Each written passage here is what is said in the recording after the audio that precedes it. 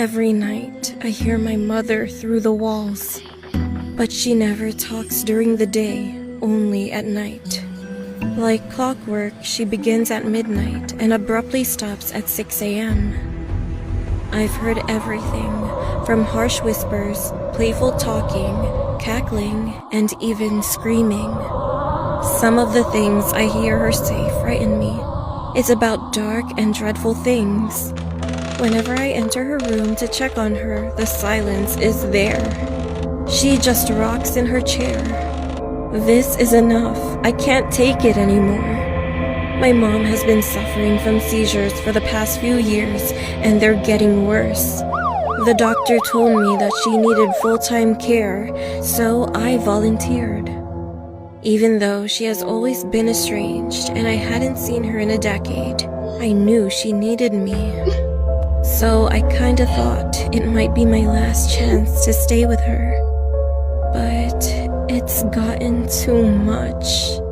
She scares me. She doesn't even eat. I've tried and tried, but she doesn't open her mouth. I've tried to get her out of her bedroom, or at least out of her chair, but she gets aggressive. So whenever she needs a bath, I bathe her right where she sits. She just rocks in her chair, mindlessly smiling at her closet. She does this all day.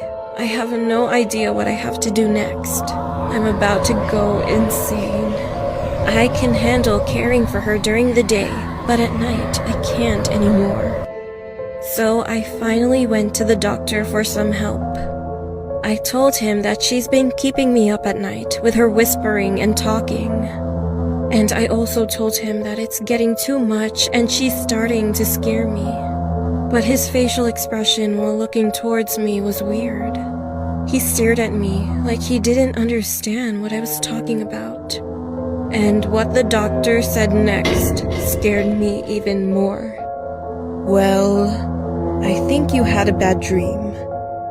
Your mother bit her tongue off a few years ago. She can't talk at all. The story's about my friend and her 6-year-old son. One day, she brought a new phone. When she came home from work, she started cooking dinner and left her phone down on the kitchen table. Her son came into the kitchen and saw the phone.